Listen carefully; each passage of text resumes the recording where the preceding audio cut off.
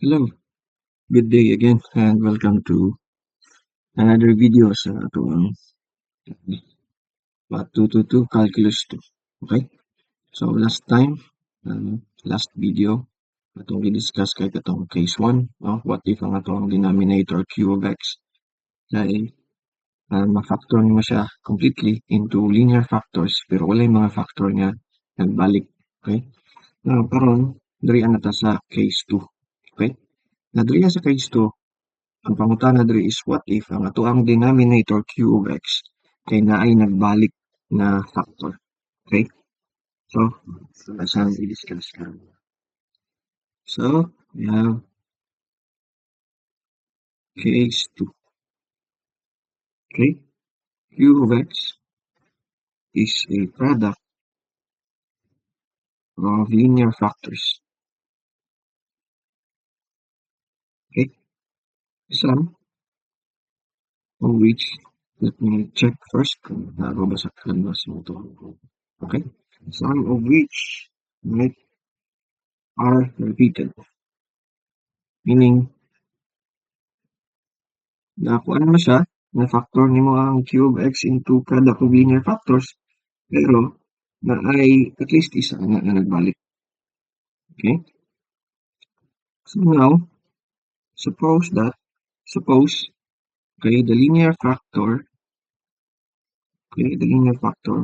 a1x plus bx is repeated now 5 times, meaning ang imong q of x kay na ay a1x plus b1, okay, so bx b1, no? Pero ka r siya nagbalik. Okay? So that means, in other words, q of x has a1x plus b1 raised to r factor. Okay? Then we have r of x now is equal to q of x. Okay? So ang imong r of x divided by q of x diri dapat kay kuha na siya proper. So kung dili siya proper, i-divide sa mo siya. So this one becomes some terms, no? Some terms plus a1 over a1x plus b1 plus a2 all over a1x plus b1 squared, no? Plus and so on, plus ang imong last a sub r divided by a1x plus b1 raised to r.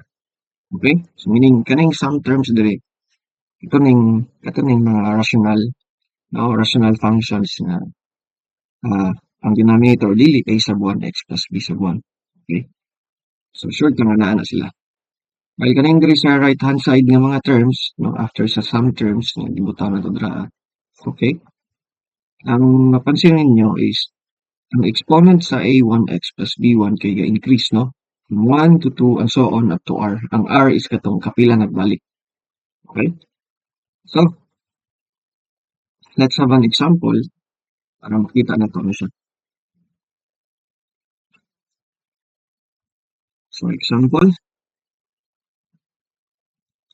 we are asked to simplify the rational 4x all over x cubed minus x squared minus x. This one. Now, as you can see, ang exponent sa ang numerator is 1, while the exponent of our denominator is 3. So this one is already a proper fraction. So the next step now is to completely factor x cubed minus x squared minus x plus 1. Now, ang problem ani kay di man siya quadratic cubic man. So what we do is that we use the factor theorem now. Okay. Now, we'll try that. If we evaluate our denominator q at 1, we get 1 cubed minus 1 squared minus 1 plus 1, right? So minus 1, minus 1, minus 1 plus 1, and of course that is equal to 0. So this now implies that x plus 1, right, is a factor of q of x. Okay? Also, if i-try na to og evaluate ni siya sa negative 1, naatay negative 1 cube minus negative 1 squared minus negative 1 plus 1, and of course may muli siya og negative 1, may muli siya og 1, may muli siya og plus 1, plus 1, and that equal to 0. So this implies now that x minus 1, right? That implies now that x, sorry, nabali ang ito ang mga terms class. This one should be x minus 1, and x plus 1 is a factor, no, of q of x. Now, ang nakuha na ito nga factor diri is duha lang kabo. So, kung munang i-multiply, square lang na. Pero ang ato ang q of x, no, that is cube. So, meaning kulangan patag isa ka linear factor. So, sure lang nga linear factor gid ang sunod ana.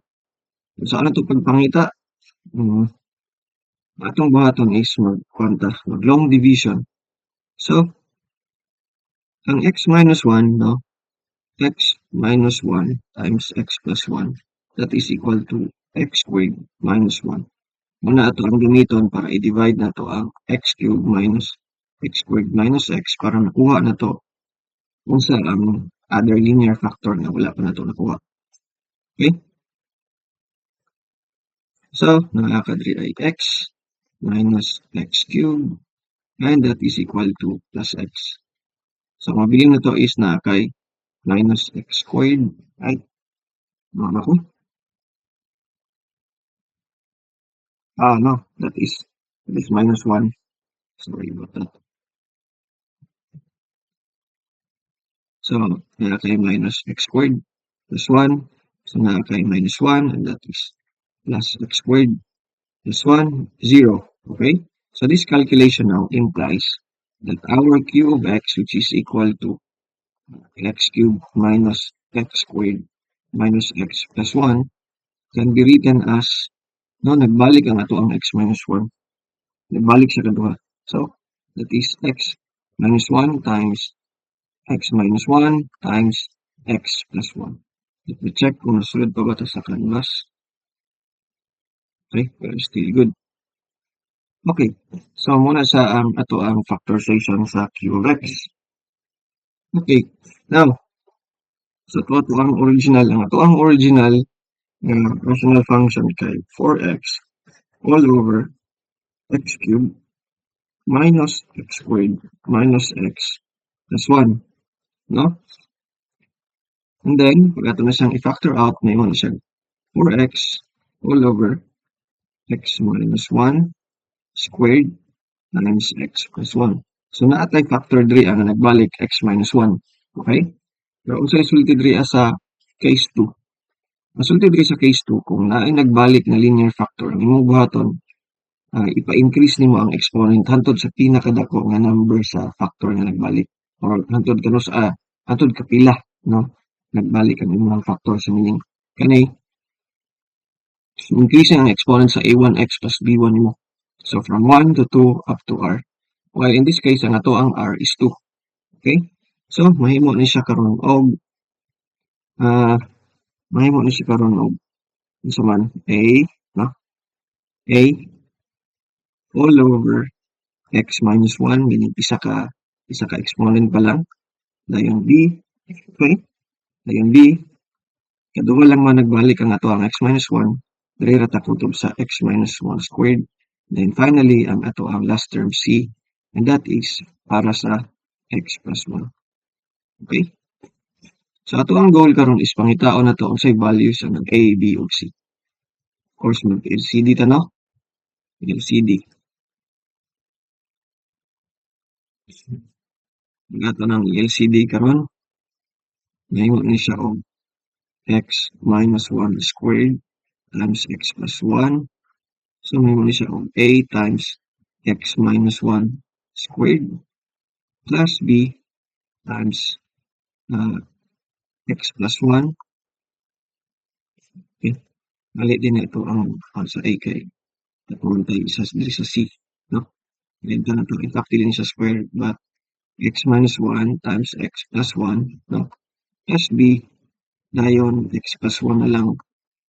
Dayon plus ang ato ang c is of course x minus 1 squared.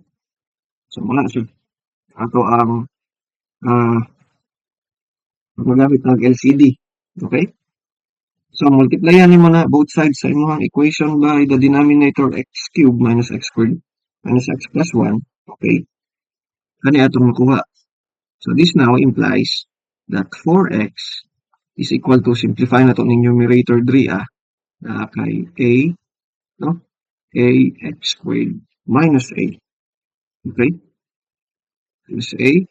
Dayon kay plus b times x plus b, right? Plus c x squared minus 2cx. Okay? And then, plus c. Dayon atong ipang sigulon ang mga terms nga x squared, mga terms nga x, o mga terms, mga constant terms. So, ang ato ang ay x squared ra kay a lang o c. So, that is now equal to a plus c times x squared, right? Plus, ang ato ang linear, yung mga coefficients.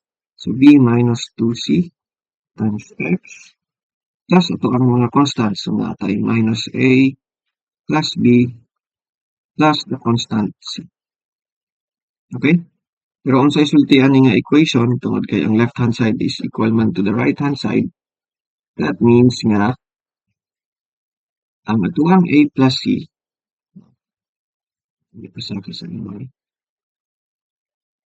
So, it now means that a plus c is equal to 0 kay diri sa ito ang left-hand side, 4x lang man wala may x squared na, no? While ang kuan na to, b minus 2c, that is equal to 4, right? And then minus a plus b plus c, that is equal to 0.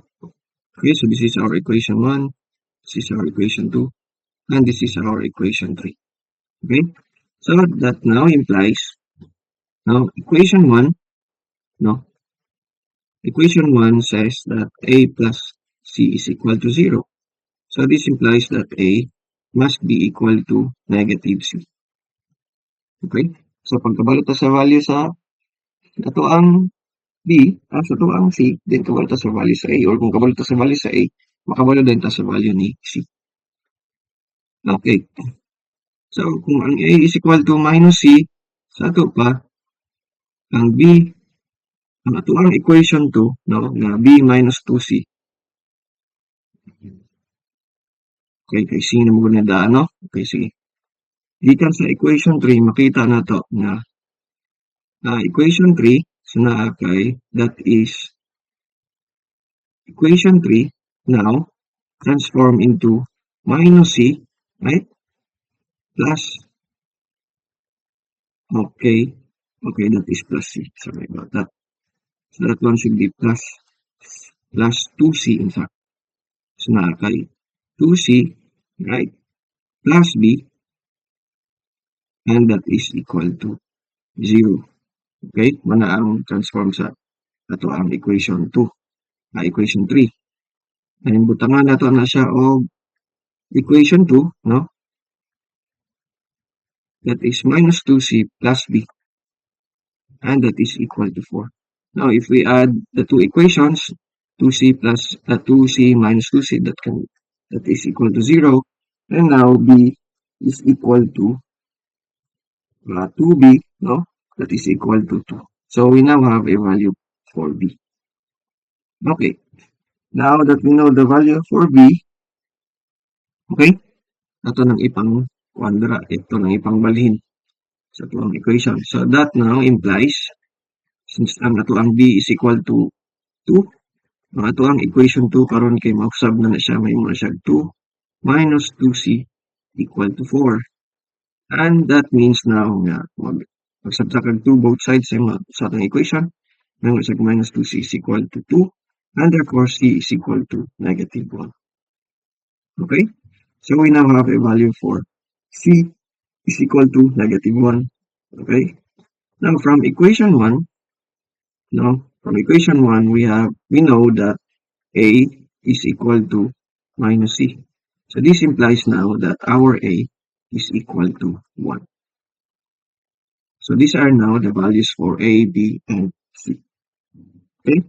So A is equal to 1, B is equal to 2, and C is equal to negative 1. Okay? So automation together. Plus A is equal to 1, B is equal to 2, and C is equal to negative 1. And hence, right, 4x all over x squared minus x squared, uh, x cubed minus x squared minus x plus 1, right, which is accordingly to sa ang calculations here above, is equal to A over x minus 1 plus B whole over x minus 1 squared plus C all over x plus 1, right? That is equal to, according sa ito, ang value sa A, B, o C, that is 1 all over x minus 1 plus 2 all over x minus 1 squared minus 1 all over x plus 1. And that is for case 2 na example. Okay? So, i-download ninyo ng mga lecture notes kay kaning mga example gamito na to ni sa next video lectures nga mag-integrate na ta. Okay? So, mag-back referencing ta. So, that's the end for case 2 and I see you on the next video para sa case 3. Okay? And then, napunta tayo case 4.